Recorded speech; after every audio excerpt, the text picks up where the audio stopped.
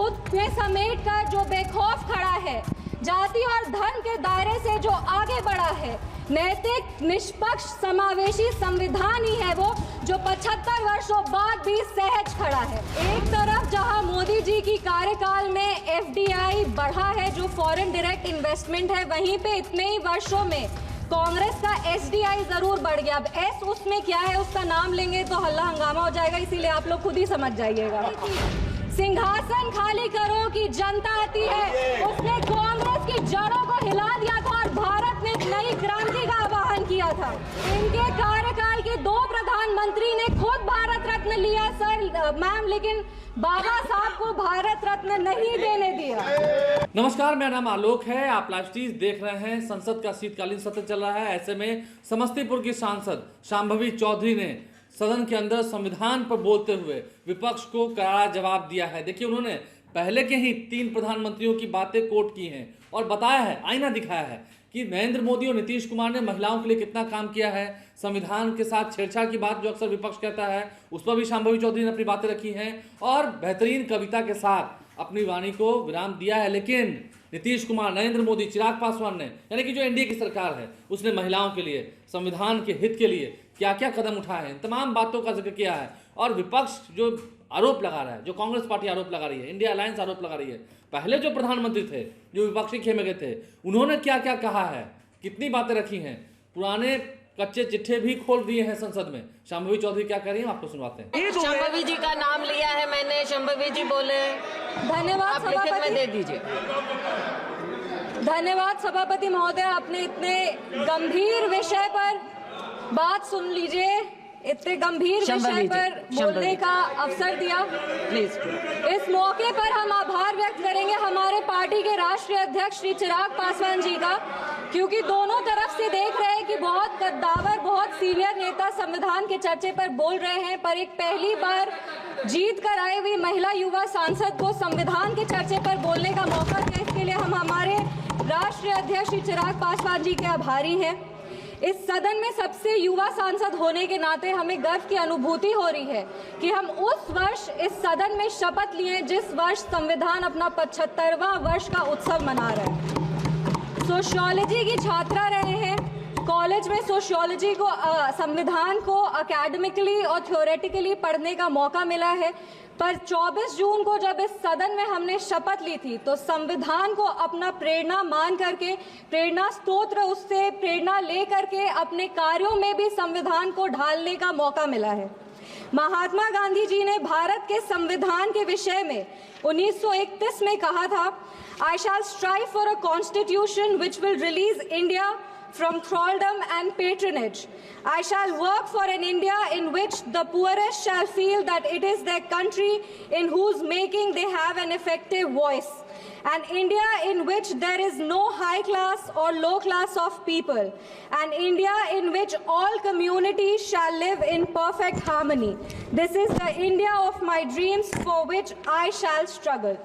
इस सदन में जब हम शपथ लिए थे, संविधान की शपथ लिए थे और सत्य निष्ठा से प्रतिज्ञान किए थे कि भारत की प्रभुता और अखंडता को अक्षुण्ण रखेंगे और कर्तव्यों का श्रद्धापूर्वक निर्वहन करेंगे, पर हमारे विपक्ष के लोग हैं जो विदेशी तंत्रों से हाथ मिला करके बार बार भारत की प्रभुता और अखंडता पर चोट करते हैं।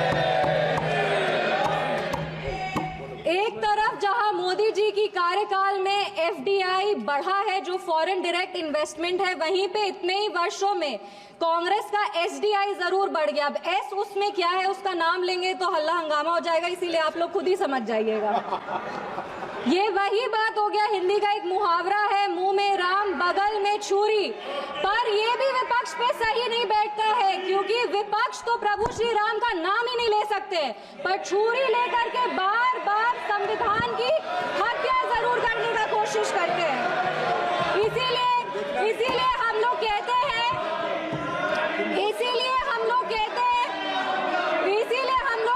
कि संविधान नेता के हाथ में नहीं, संविधान नेता के दिल में होना चाहिए। एक उदाहरण देते हैं, 2008 में इसी सदन में ट्रस्ट वोट के लिए कैश फॉर वोट स्कैम किया गया था और लोकतंत्र का गला घोटने का कोशिश किया गया था। आपातकाल इमरजेंसी में जिस तरह से संविधान का चीरहरण हुआ था वो हम सब ने देखा था। और हम तो बिहार की बेटी हैं। बिहार के एक पुत्र थे जयप्रकाश नारायण जी, जिन्होंने इसी दिल्ली में रामलीला मैदान में राष्ट्रकवि रामधारी सिंह दिनकर की एक कविता पढ़ी थी, सिंहासन खाली करो कि जनता आती है। उसने कांग्रेस की जड़ों को हिला दिया था और भारत में एक नई क्रांति का आह्वान किया था। आज जब हम संविधान के 75वें वर्ष का उत्सव मना रहे हैं तो हम नमन करते हैं संविधान के निर्माता डॉक्टर बाबा साहब भीमराव अंबेडकर जी का, जिन्होंने अपनी पूरे जीवन की सीख को इस संविधान के निर्माण में लगा दिया। लेकिन कांग्रेस ने उनका अपमान करने से वो कभी नहीं चूके। जिस संविधान सभा सेंट्रल हॉल में संविधान पे चर्चा हुई, संविधान लिखा गया, उस सेंट्रल हॉल में बाबा साहब की चित्र तक को इन्होंने लगने नहीं दिया।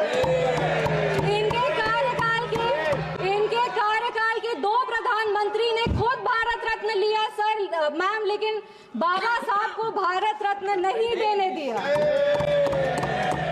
मैं नमन करती हूँ उन सभी संविधान सभा के सदस्यों का जिन्होंने 2 साल 11 महीने और 17 दिन में इस संविधान को आकार दिया। बिहार के इस देश के पहले राष्ट्रपति और संविधान सभा के अध्यक्ष डॉक्टर राजेंद्र प्रसाद जी का और संविधान सभा के सबसे पहले अध्यक्ष सच्चिदानंद सिन्हा जी का, जिन्होंने मिलकर के इस संविधान के निर्माण में अपनी पूरी जीवन लगा दी। संविधान, विपक्ष को कहना चाहेंगे, संविधान सिर्फ आर्टिकल्स और प्रिंसिपल्स नहीं है, ये एक ग्रंथ है। ये आम आदमी का भरोसा है, ये आम आदमी की आस है। ये इस देश के नागरिक को वो महसूस कराता है कि वो स्वतंत्र है, सशक्त है और सुरक्षित भी है। इस संविधान की ताकत ही है कि आज इस 25 साल की युवा महिला सांसद इस सदन में महिलाओं की आवाज बनी है। ये संविधान की ताकत है कि इस देश के सबसे उच्च पद पर एक आदिवासी समुदाय की महिला विराजमान है। ये संविधान की ताकत है कि हमारे प्रधानमंत्री एक गरीब परिवार के सदस्य हैं। और इस संविधान की ही ताकत है कि जननायक कर्पूरी ठाकुर जैसे व्यक्ति जो एक पिछड़े वर्ग से आते थे, वो बिहार प्रदेश जैसे राज्य के मुख्यमंत्री बने। पर अब जब बिहार की बात कर रहे हैं तो हम जरूर इस सदन के संज्ञान में लाएंगे कि विपक्ष दल का एक शासन आया था जब बिहार में जंगल राज आ गया था। उस जंगल राज में हर वो कार्य हुआ, उस जंगल राज में हर वो कार्य हुआ जो संविधान का उल्लंघन था, संविधान के निर्माताओं के विचारों का उल्लंघन था। बिहार उस समय दंगों और अपहरण का गढ़ बन गया था। हम आभार व्यक्त करेंगे हमारे यशस्वी प्रधानमंत्री श्री नरेंद्र मोदी जी का, हमारे माननीय मुख्यमंत्री श्री नीतीश कुमार जी का और हमारे पार्टी के राष्ट्रीय अध्यक्ष श्री चिराग पासवान जी का, जिनके अथक प्रयासों की वजह से आज संविधान के उसूल बिहार में कायम है। विपक्ष के साथियों ने अपने भाषण में हमें आरक्षण विरोधी कहा, संविधान विरोधी कहा, हमें देश विरोधी कहा, लेकिन इन्हीं के 3 प्रधानमंत्रियों का जो वाक्य है वो इस सदन में हम पेश करना चाहेंगे। सबसे पहले जवाहरलाल नेहरू जी ने 1961 में लिखा था, I do not like reservation in any form, especially reservation in jobs. I am against any such step that promotes inefficiency and takes us towards mediocrity.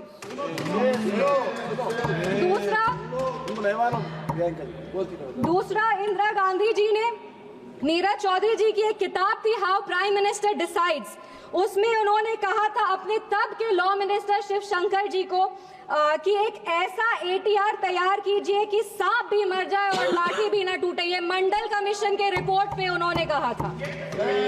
तीसरी राजीव गांधी जी ने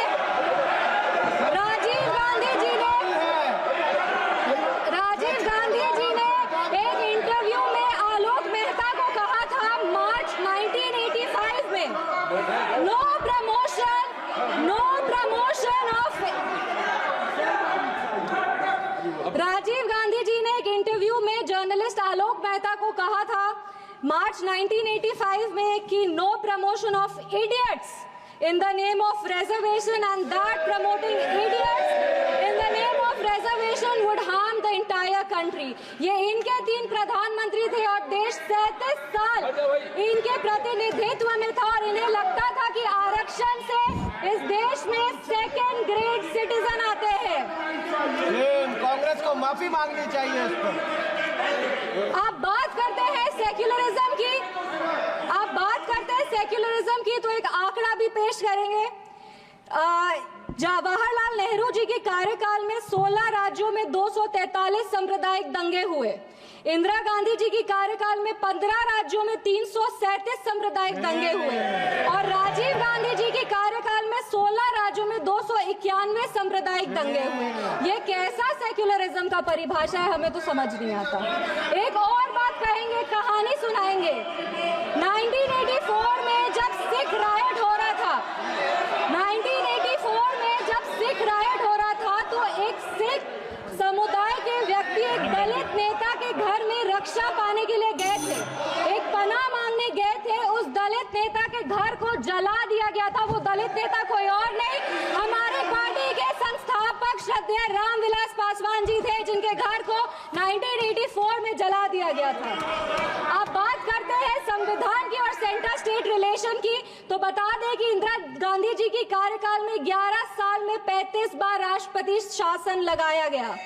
एक महिला, एक युवा और एक दलित सांसद होने के नाते हमें गर्व होता है कि हमारी सरकार एक ऐसी सरकार है जिसने संविधान के उसूल को अटल रखा है। हमारी सरकार ने संविधान को मजबूत करने का काम किया है। एक सेकंड, 2 मिनट बस खत्म करें। पिछड़े आयोग को संवैधानिक दर्जा हमारी सरकार ने दिया। पिछड़े वर्ग से आर्थिक रूप से कमजोर जो व्यक्ति आते हैं उनको आरक्षण हमारी सरकार ने दिया। इनके पास महिला प्रधानमंत्री थी, पर हमारे प्रधानमंत्री ने नारी शक्ति वंदन अधिनियम ला करके 33% आरक्षण दे करके महिलाओं के आवाज को अगर मजबूती किसी ने दी है तो वो हमारे यशस्वी प्रधानमंत्री श्री नरेंद्र मोदी जी। एक मिनट, एनडीए की सरकार ने बिहार में हमारे प्रधानमंत्री, हमारे माननीय मुख्यमंत्री श्री नीतीश कुमार जी और हमारे पार्टी के राष्ट्रीय अध्यक्ष श्री चिराग पासवान जी के नेतृत्व में संविधान के सभी प्रावधानों को मजबूती से वापस लाए हैं और यही प्रयास करते हैं कि संविधान को अपना प्रेरणा मानकर योजनाएं बनाए जो हर वो नागरिक तक पहुंचे जो जरूरतमंद है। अंत में अपने वाणी को 4 पंक्ति पढ़ के बैठ जाओ दादा, 4 पंक्ति बैठ जाओ दादा, 4 पंक्ति पढ़कर अपने वाणी को विराम देंगे। हर रंग को खुद में समेट कर जो बेखौफ खड़ा है, जाति और धर्म के दायरे से जो आगे बढ़ा है, नैतिक निष्पक्ष समावेशी संविधान ही है वो जो 75 वर्षों बाद भी सहज खड़ा है। धन्यवाद। जय हिंद, जय बिहार। तो शांभवी चौधरी ने सदन में क्या कहा है, हमने आपको पूरी बात सुनवाई है। काफी बेहतरीन बातें अपनी रखते हुए सदन में उन्होंने बिहार की बातें रखी है, नीतीश कुमार की बातें रखी है, नरेंद्र मोदी की भी तारीफ की है। जमकर जो आलोचना कर रहा है विपक्ष, उसे करारा जवाब भी दिया है। आपने सुना है। हमारे चैनल को सब्सक्राइब कर लें, साथ साथ फेसबुक पेज भी लाइक करें। धन्यवाद।